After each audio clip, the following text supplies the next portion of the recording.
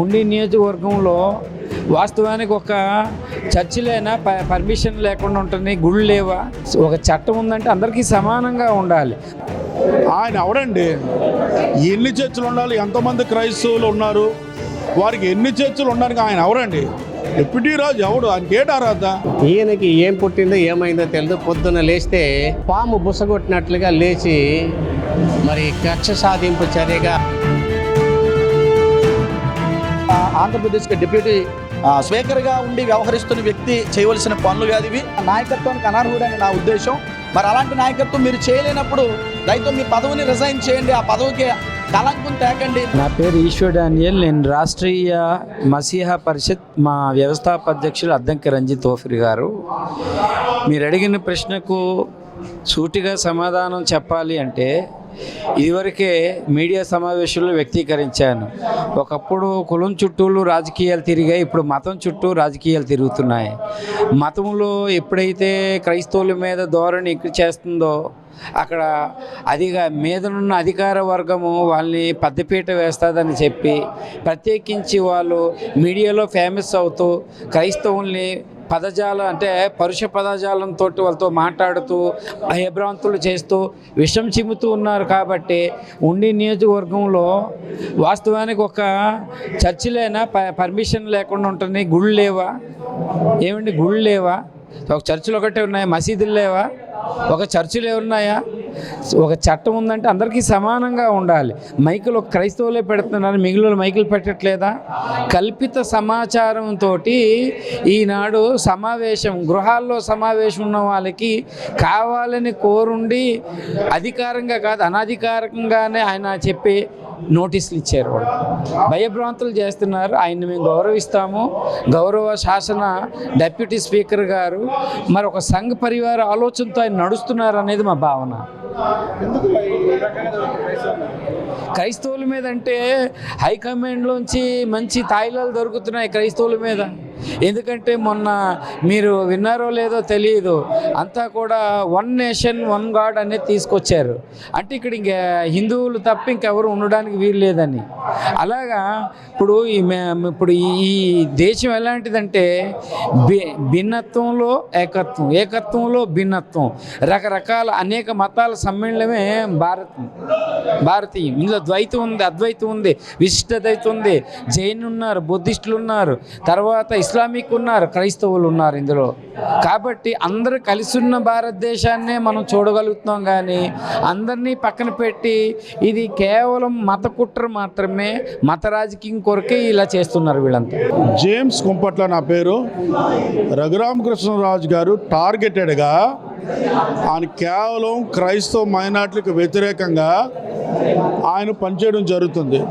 ఆయన ఢిల్లీలో ఉన్నప్పుడు కూడా గతంలో చర్చిల కోసం, హానరోరియం కోసం ఇలాంటి విషయాలు మాట్లాడడం జరిగింది. ముఖ్యంగా ఆయన ఎవడండి? ఎన్ని చర్చలు ఉండాలి? ఎంతమంది క్రైస్తవులు ఉన్నారు? వారికి ఎన్ని చర్చలు ఉండడానికి ఆయన ఎవరండి? డిప్యూటీ రాజు ఎవడు? ఆయనకి ఏట అర్హత? ఎన్ని చర్చలు ఉంటాయో, ఎన్ని గుళ్ళు ఉండాలో, ఎంతమందికి ఎన్ని ఉండాలో లెక్క ఏంటి? కనుక ఆయన ఆర్ఎస్ఎస్ భావజాలాలు కలిగి పూర్తిగా క్రైస్తవులు వ్యతిరేకంగా సమాజంలో పౌరుల్ని విడదీయడం జరుగుతుందండి. కనుక అతను చేస్తున్న కార్యాలన్నీ మత వివక్షతో కూడిన ఆర్ఎస్ఎస్ కార్యకలాపాలకు ఉన్నాయి తప్ప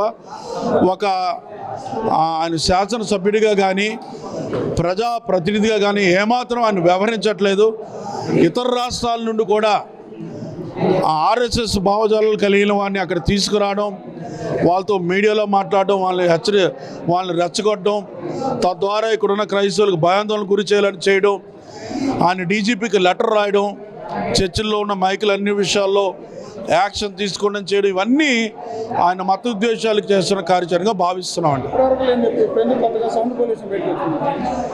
సార్, సౌండ్ పొల్యూషన్ అన్నది అక్కడ ఒక టెంపుల్ ఉంది, ఇక్కడ ఒక చర్చ్ ఉంది, అక్కడ ఒక మసీద్ ఉందండి. ఇప్పుడు వరకు ఎవరికి ఇబ్బంది లేదు.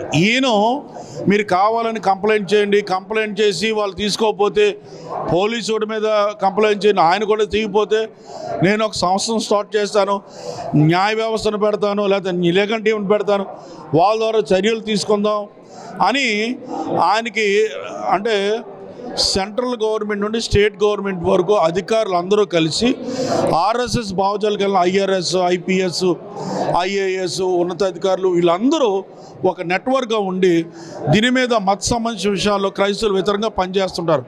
వాళ్ళు బ్యాకప్తో, వాళ్ళు ఇచ్చిన ఫీడ్బ్యాక్తో వీళ్ళు ఇటువంటి కార్యక్రమాలు చేస్తుంటారండి. కనుక ఏదో గొడవలు లేపితే, ఇక్కడ అశాంతి కలిగితే బీజేపీ ఎంటర్ అవ్వడానికి, అంతేకాకుండా యాంటీ కన్వర్షన్ లాస్ తీసుకురావడానికి, మత ప్రాతిపదికన హిందూ ఓట్లతోనే రాజ్యం సంపాదించాలన్న దృష్టి తీసుకురావాలని ప్రయత్నాలతో ఆయన చేస్తున్నట్టు కనబడుతుందండి. సార్ నేనేమంటానంటే సార్, నా పేరును తప్పుగా ప్రొనౌన్స్ చేస్తేనే ఒక మనిషి పలకడు. తప్పుగా ప్రొనౌన్స్ చేస్తే, సరిగ్గా పలకపోతే పలకడు. అలాంటిది మతం ఒక మనిషి మారడానికి అంత సింపుల్గా ఒక కేజీ నూకకో, లేకపోతే ఒక 10 రూపాయలకో, లేకపోతే ఒకరోజు భోజనం పెట్టాడనో ఒక బియ్యం బస్తాకి అవ్వడం మారదు సార్. మీరు చూడండి, ఒక పల్లెటూరులోకి వెళ్ళి ఒక పేదోడి దగ్గరికి వెళ్ళండి, సరిగ్గా గౌరవం అయిపోతే ఆడు కనీసం పెళ్ళికి రాడండి. కనుక మతం మారడం అన్నది, అందులో ఇన్ని కులాలు, ఇన్ని మతాలు, ఎంత జీవిత చరిత్ర ఉన్న సర్కిల్లో బలవంతంగా మతం మారడం అన్నది అసాధ్యం అండి, అసాధ్యం. రాజుగారు కులంలో కూడా చాలామంది క్రైస్తవులు అయ్యారు. ఒకవేళ వాళ్ళు ఎవరైనా 10 రూపాయలకి 5 రూపాయలకి తీసుకొని మారారేమో, దాన్ని బట్టి ఆయన మాట్లాడుతున్నారో తెలియదు. కొంతమంది రాజులు, పాస్టర్ గారు కూడా ఉన్నారు, వాళ్ళు ఏమైనా బియ్యం బస్తాలకి కక్కుర్తిపడి ఆయన మారారేమో, దాన్ని బట్టి ఆయన చెప్తున్నారేమో. కానీ బలవంతపు మతం మారడం అన్నది ఏ వ్యక్తి కూడా మన దేశంలో మారలేడండి, మారలేడు. మరి ఆంధ్రప్రదేశ్ రాష్ట్రంలో మతపరమైనటువంటి కార్యాల్లో ఒక విచిత్రమైనటువంటి సంఘటనలు ఇప్పుడు పోకడలు వెళ్తూ ఉంది.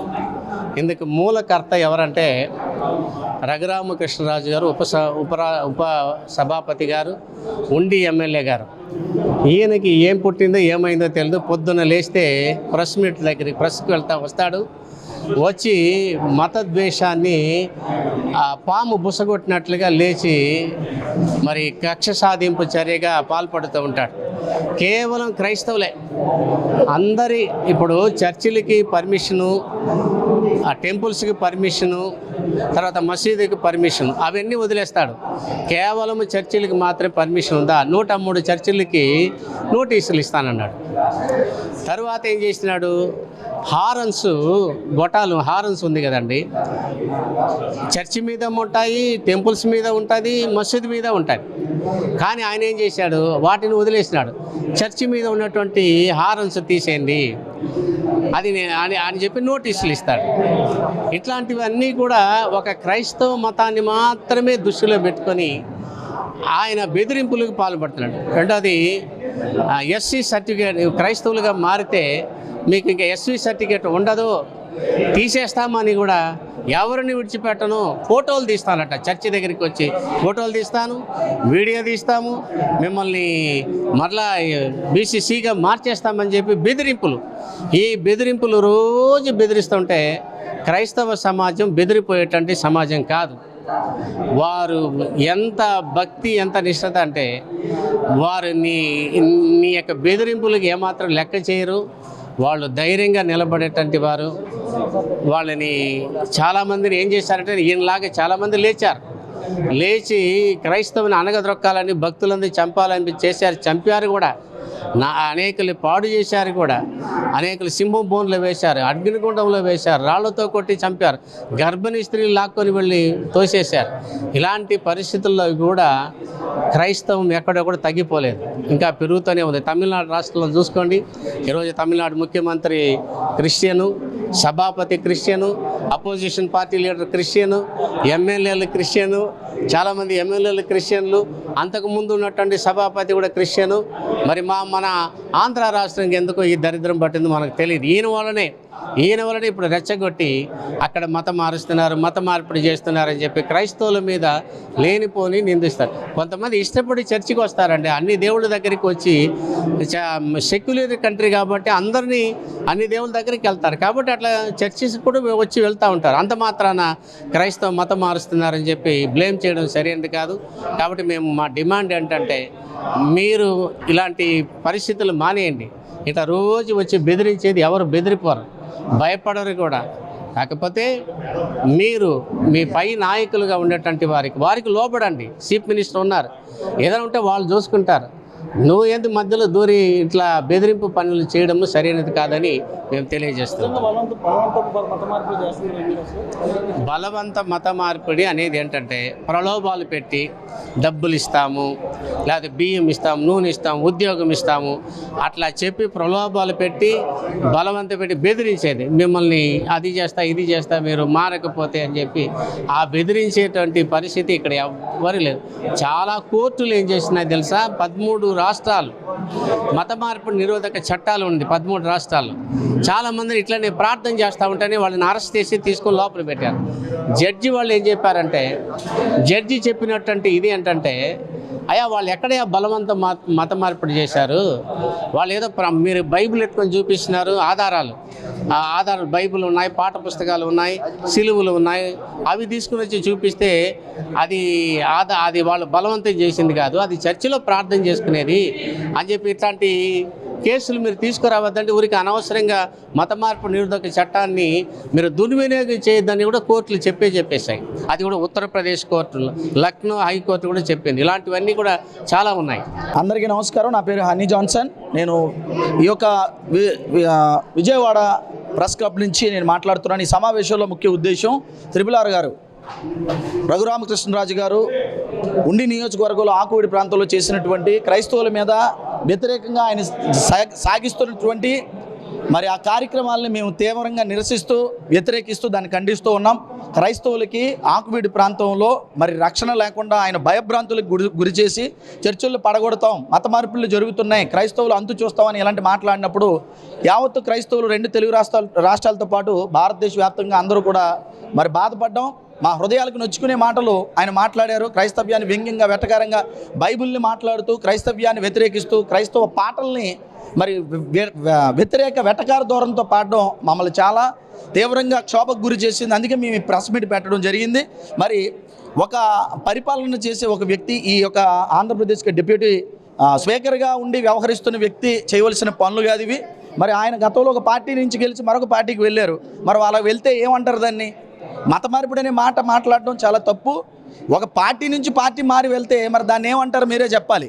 మతం అనేది మన అంతరంగానికి సంబంధించింది, వ్యక్తిగతానికి సంబంధించింది. అది ఎవరు ఏ మతాన్ని మారుతారు అన్నది ఆయనకు అనవసరం. అది ఆయన మాట్లాడవలసిన సబ్జెక్ట్ కాదు, ఆయన మాట్లాడవలసిన అవసరత లేదు. ఇక క్రైస్తవ్యాన్ని అవలంబిస్తున్నారు కాబట్టి ఇక మిమ్మల్ని మీ అంతు చూస్తామని అనడం అది రాజ్యాంగ విరుద్ధం, చట్ట విరుద్ధం. ఎందుకంటే పరిపాలన చేస్తున్న వ్యక్తి సమభావంతో అందరినీ బిడ్డలుగా పరిపాలించాలి. ఇక్కడ కులాలు మతాలకు అతీతంగా పరిపాలన జరిగితేనే అది నాయకత్వం అని అనిపించుకుంటుంది. అలాంటి నాయకత్వం ఆయన చేయకుండా మత నాయకత్వం చేస్తున్నాడు. ఒక మతానికి సంబంధించినటువంటి వ్యక్తిగా లేకపోతే నాయకుడిగా వ్యవహరిస్తున్నాడు. మత నాయకుడు కాదు కావాల్సింది, సమభావనతో అందరినీ చూడవలసిన వ్యక్తే నాయకుడు అంటారు. ఈయన నాయకత్వానికి అనర్హుడని నా ఉద్దేశం. మరి అలాంటి నాయకత్వం మీరు చేయలేనప్పుడు దయతో మీ పదవిని రిజైన్ చేయండి. ఆ పదవికి కలంకం తేకండి. ముఖ్యంగా మీ పార్టీ ఏ పార్టీ ఆయనకి తెలియదు. ఇప్పటికి ఒక పార్టీ నుంచి గెలిచి ఇంకో పార్టీకి వెళ్తారు, ఇంకో పార్టీకి వెళ్తారు. అతనికి ఒక పార్టీ స్థిరత్వం లేదు, ఒక మాట స్థిరత్వం లేదు. ఈరోజు ఆయన చేసిన కార్యక్రమాలకి ఆ సొంత పార్టీ వారే ఆయన వ్యతిరేకించారు. ఆఖరికి మరి వారి యాజమాన్యం, వారి హైకమాండ్ కూడా ఆయన చేసిన పనులను వ్యతిరేకించింది. కాబట్టి ఉండి నియోజకవర్గంలో ఆకువీడులో జరిగినటువంటి ఈ యొక్క భయంకర ధోరణిని క్రైస్తవులు భయభ్రాంతులు చేస్తూ బెదిరిస్తూ అవమానపరుస్తూ వ్యతిరేకిస్తున్న ఈ యొక్క త్రిపుల్ గారి మాటలు కానీ ఆయన చేతలు కానీ క్రైస్తవులుగా మేమందరూ కూడా తీవ్రంగా ఖండిస్తూ ఉన్నాం.